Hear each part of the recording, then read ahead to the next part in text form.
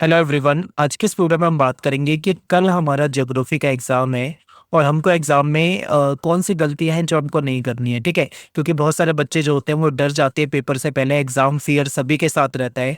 जब मैं स्टूडेंट था तो मेरे साथ भी होता था और आपके साथ भी होता होगा। कुछ घबराहट होती है।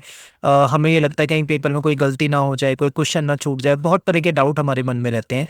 तो ये वीडियो में आपको इस वीडियो में आपको यही बताऊंगा कि आपको कौन सी गलतियां नहीं करनी, और इस वीडियो को देखने के बाद आपको रिलैक्स फील होगा, आप अच्छे तरीके से पेपर को करके आओगे। ठीक है, तो बिना मिस करे एक भी सेकंड आपको वीडियो नहीं बढ़ानी है और शुरू से लेके एंड तक इसको बहुत ध्यान से देखना है, अच्छे से सुन के जाना है, क्योंकि लास्ट टाइम है। ठीक है, तो चलिए देखते हैं वीडियो का टॉपिक क्या है कि क्लास 12 ज्योग्राफी एग्जाम में कौन सी गलतियां हैं जो हमको नहीं करनी है। ठीक है, तो देखिए, सबसे पहले हमको एक चीज याद रखनी है कि हमें एग्जाम से पहले एक रात पहले प्रॉपर स्लीप चाहिए। यानी कि हमको अच्छे तरीके से सोना है, 7 से 8 घंटे, 6 घंटे मिनिमम आपको 6 आवर और मैक्सिमम आपको 7 to 8 आवर्स जरूर सोना है। ठीक है, सुकून से सोना।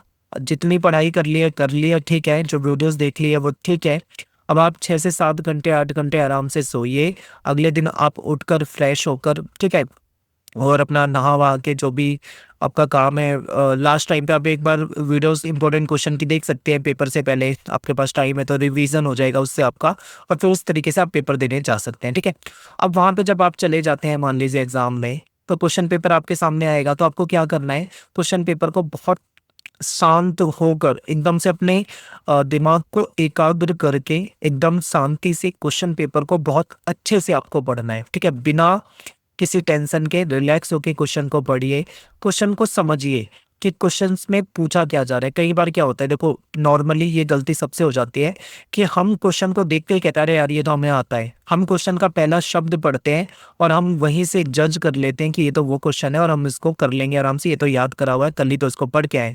लेकिन आप ये नहीं देखते कि आगे उस क्वेश्चन में क्या पूछा हुआ है। कई बार उस क्वेश्चन में उसके अपोजिट कुछ पूछा होता है। ठीक है, तो ये ध्यान रखना है, क्वेश्चन पेपर के एक एक शब्द को बहुत अच्छे तरीके से पढ़ के समझना है कि क्वेश्चन में क्या पूछा जा रहा है। जब आप बिल्कुल प्रिपेयर हो जाओगे तो आपको क्वेश्चन को अपने माइंड में 3 कैटेगरी में क्वेश्चन को बांट लेना है। ठीक है, क्वेश्चन पेपर को 3 कैटेगरी में आपको बांटना है।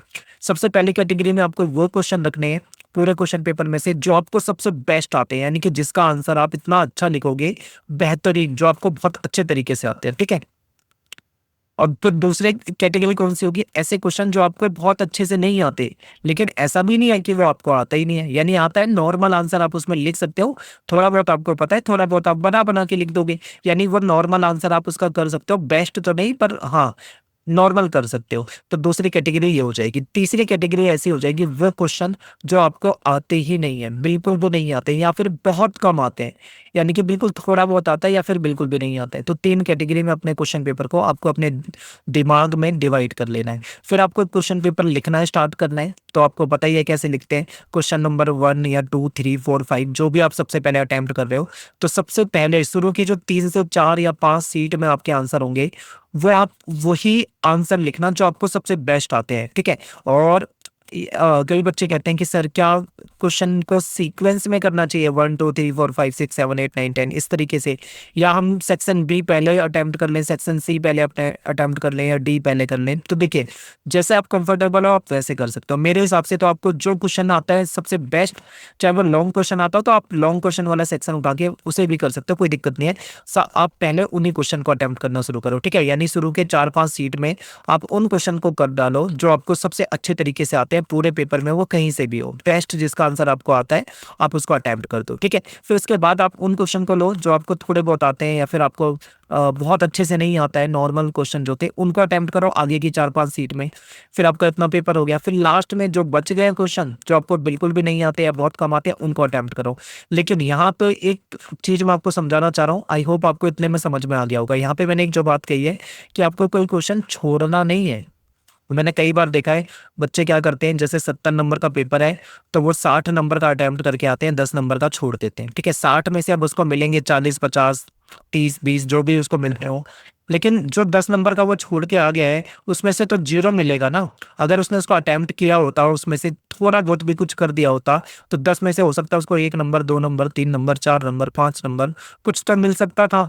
लेकिन जब उसने उसको छोड़ दिया तो उसको मिलेगा 0। लेकिन 60 में से ही मार्क्स मिलेंगे। अब इतना अच्छा तो वो करके आया नहीं होगा कि उसको 60 में से पूरे 60 मिल जाएंगे। अब कटने तो यहाँ से भी है, एक आधा नंबर, 2 नंबर, 4 नंबर यहाँ से भी कटेंगे। तो मान लीजिए 60 में से 60 नंबर का अटेम्प्ट करा और 7 नंबर कट गए, ठीक है, या 8 नंबर कट गए, या मान लो 10 नंबर कट गए, तो उसके 85 नंबर आए, यानी 70 में से 85 नंबर लेके आ रहा है। अगर मान लो उसने उस 10 नंबर में से भी 4-5 नंबर ले लिए होते तो उसके कम से कम 4-5 नंबर एक्स्ट्रा जुड़ जाते ना उसके पेपर में।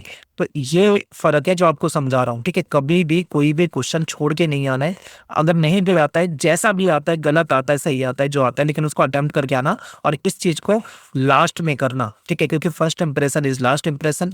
4-5 सीट में ही आप टीचर आपको समझ जाएगा कि आप कैसे हो पढ़ने में, लिखने में। फिर आपको उसी के बेस पे आगे के मार्क्स मिलेंगे, ठीक है। आगे आपने कैसा किया हुआ है उसी के आधार पे मिलेंगे। तो ये याद रखना कि गलत वाले आंसर को बाद में लिखना है, ठीक है।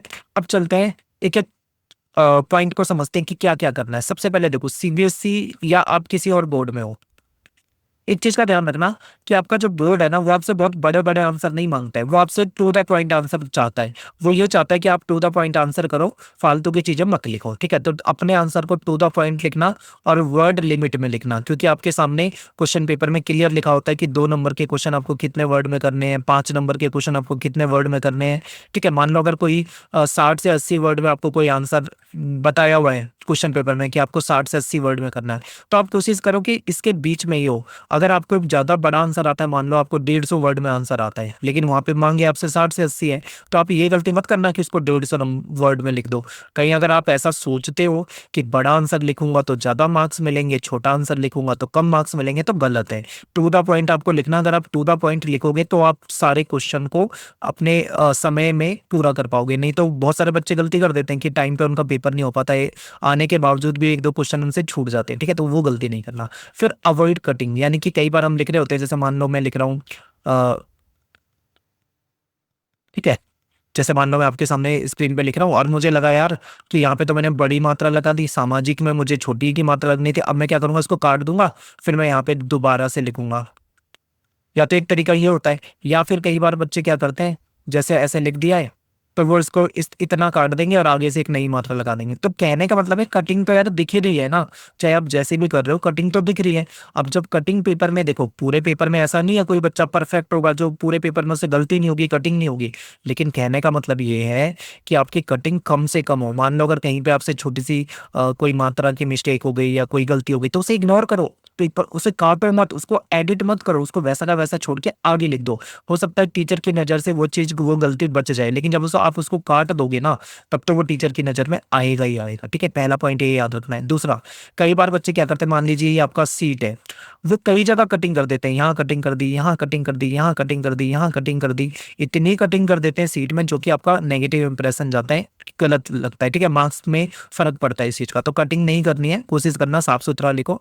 नेक्स्ट आपको बुलेट पॉइंट यूज करने हैं, ठीक है। अब देखो कई बार क्या होता है, वैसे तो रिकमेंड होता है कि अगर आप हेडिंग और सब हेडिंग बनाते हो तो वो ज़्यादा अच्छा होता है। एक हेडिंग लिखी, उसको आपने एक्सप्लेन कर दिया 3-4 लाइन में, फिर आपने हेडिंग 2 लिखी, उसको एक्सप्लेन कर दिया, फिर आपने हेडिंग 3 लिखी, उसको एक्सप्लेन कर दिया। लेकिन कई बार हमसे हेडिंग बन ही नहीं पाती, हर क्वेश्चन की हेडिंग नहीं बनती। जिस क्वेश्चन की हेडिंग बन रही है वो तो चलो अच्छा है, परफेक्ट है, आप कर दोगे।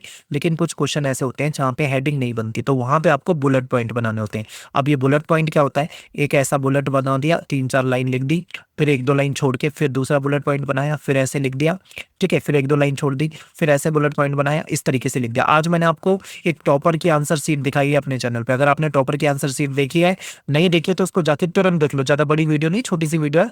टॉपर आंसर शीट में मैंने दिखाया कि टॉपर ने कैसे बुलेट पॉइंट में अपने आंसर को दिया हुआ है, ठीक है। तो वहां से आपको अंदाजा हो जाएगा। इसके बाद चलते हैं, नेक्स्ट है हेडिंग्स। अगर बुलेट पॉइंट मान लो हेडिंग नहीं बन रही है, तब आपको बुलेट पॉइंट बना देना है। अगर मान लो आपको हेडिंग बन रही है तो बुलेट पॉइंट की जरूरत ही नहीं, फिर तो आप हेडिंग नहीं कर दोगे आंसर को, ठीक है, सिंपल।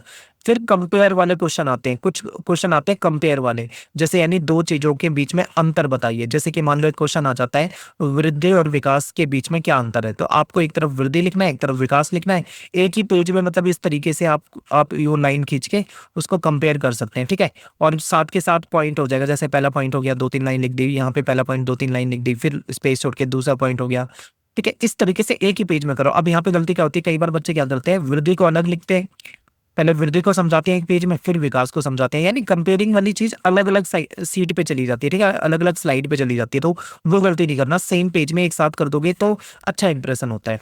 फिर नेक्स्ट होता है फ्लो चार्ट वगैरह बना सकते हो, जैसे मान लो किसी चीज़ के प्रकार बता रहे हो, ठीक है? मान लो किसी भी चीज़ के प्रकार बता रहे हो आप, तो उसके डैश के प्रकार, फिर उसके बाद आप इस तरीके से 1, 2, 3 करके ऐसे बता सकते हो, मतलब कुछ, या फिर बीच में आपने उसको रख दिया, यूँ बना दिया।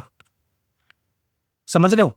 जैसे आपने लिख दिया कि जनसंख्या के वितरण को प्रभावित करने वाले कारक, ठीक है? जनसंख्या के वितरण को प्रभावित करने वाले कारक, ये लाइन आपने यहाँ पे लिख दी।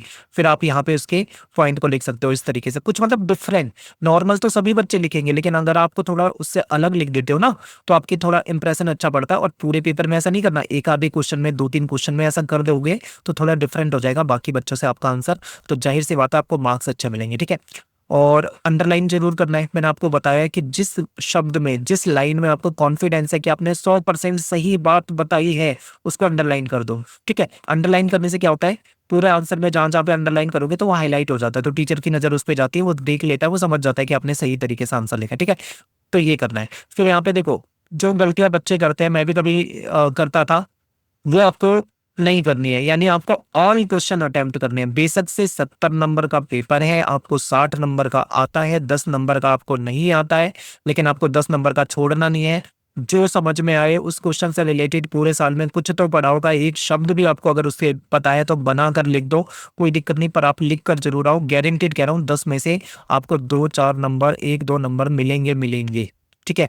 थोड़ी बहुत गलती हो गई, कोई बात नहीं, टीचर नंबर नहीं देगा, लेकिन कुछ मार्क्स तो देगा, लेकिन अगर आपने छोड़ दिया है तो मार्क्स 0 मिलेंगे, ये मैं आपको पहले समझा रहा हूँ। अब दूसरा, डोंट फियर, आपने सुना है ना वो कार्टून देखते हो, don't fear when Chingam is here, तो यही समझ लो कि आपको बिल्कुल घबराना नहीं है, क्योंकि बोर्ड एग्जाम जो है आप अकेले नहीं दे रहे हो, ठीक है? लाखों बच्चे दे रहे हैं। अगर मैं सीबीएसई की बात करता हूँ, तो लाखों बच्चे दे रहे हैं एग्जाम। सभी की एक जैसी फीलिंग्स होती है एग्जाम को लेकर, सभी के मन में घबराहट होती है, चाहे कितना भी बच्चे ने पढ़ा हो पूरे साल, लेकिन थोड़ा सा घबराहट होती है, ठीक है? थोड़ा डर लगता है, यार पता नहीं कैसा पेपर जाएगा। फिर हम बनाते हैं भगवान अच्छा पेपर आ जाए, आसान सा पेपर आ जाए, हम उसको आसानी से करके आ जाएं, ठीक है? अच्छे मार्क्स आ जाए, तो बहुत तरह की जो फीलिंग्स होती है, भावनाएं, इमोशंस आते हैं आपके मन में एग्जाम के टाइम पे, वो सबके साथ आते हैं, ठीक है? तो सभी की लाइफ में एग्जाम इंपॉर्टेंट होता है। अभी आपको ये एग्जाम देना है, इसके बाद लाइफ में बहुत सारे एग्जाम आपके चलते ही रहेंगे, ठीक है? हर हर पल आप कुछ ना कुछ सीखोगे, कुछ ना कुछ करोगे, तो घबराना नहीं है बिल्कुल। अ, एकदम मतलब डेयरिंग होके जाना है, आराम से पेपर करके आना है, ठीक है? आता है ठीक है, नहीं आता तो भी ठीक है, कम आता है, ज़्यादा आता है, फ़र्क नहीं है, लेकिन आराम से जाओ, कूल होकर जाओ, कॉन्फिडेंस के साथ जाओ, अच्छे से पेपर अटेम्प्ट करके आओ, कोई टेंशन वाली बात है ही नहीं, ठीक है? तो फिर मिलते हैं आपसे नेक्स्ट वीडियो में। ऑल द बेस्ट सभी को आपके कल के एग्ज़ाम के लिए, ठीक है? पूरे साल मैंने पढ़ाया आपको, सारे चैप्टर करा रखे हैं, चैप्टर की वीडियो देख लो प्लेलिस्ट में जाके, इंपॉर्टेंट क्वेश्चन की वीडियो देख लो, एमसीक्यू करा दिया, एमसीक्यू की वीडियो देख लो, क्वेश्चन पेपर आपका मैंने कल ही आपको एक सैंपल क्वेश्चन पेपर कराया है, उसको देख लो जाके, ठीक है? और ये टिप्स वाली वीडियो देख लो, सारी वीडियो देखोगे तो आपको अच्छा लगेगा, और कमेंट में मुझे बताइए रिलैक्स कर फील हो रहा है या नहीं हो रहा, जाके एग्जाम देकर आओ, ठीक है? मिलते हैं कल।